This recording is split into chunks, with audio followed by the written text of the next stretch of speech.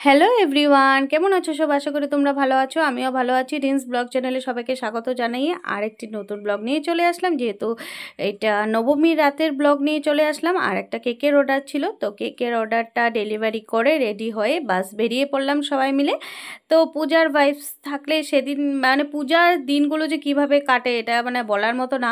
আর তোমাদেরকেও একটু late late করে ভিডিও পোস্ট করে তোমাদেরকে একটু তাজা করে দিলাম যে পূজাটা আবার ফিরে আসছে যেমন লাগছে দেখে। আবার মনে হয় যে পূজার টাইমটাতেই চলে গেছে। তো আমরা সবাই মিলে বোন, মামি, মা, আমরা সবাই মিলে গ্রুপ মানে বেরোয়েছি। আর পূজাতে সবাই মিলে একসাথে বেরোলে সত্যি খুব ভালো লাগে, খুব আনন্দ লাগে। মাসি আমরা সবাই বেরোয়েছি।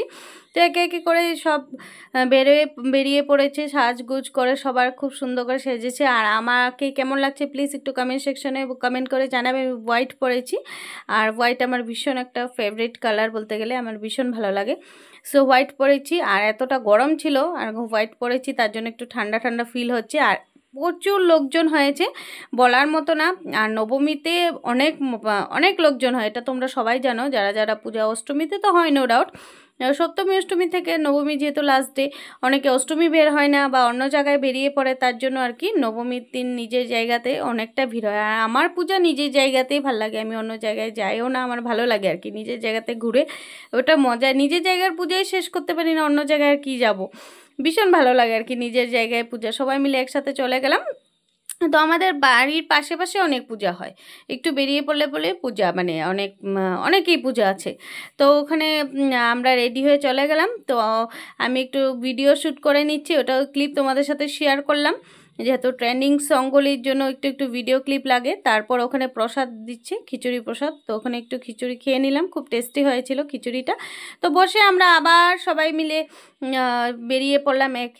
মানে কি হয়, পূজাতে ঘুরতে বেরোলে কত মানুষ, কত লোকজনের সাথে দেখা, সবার সাথে একটু কথা টথা বলতে হয়, ওই করে করেই লেট হয়ে যায়।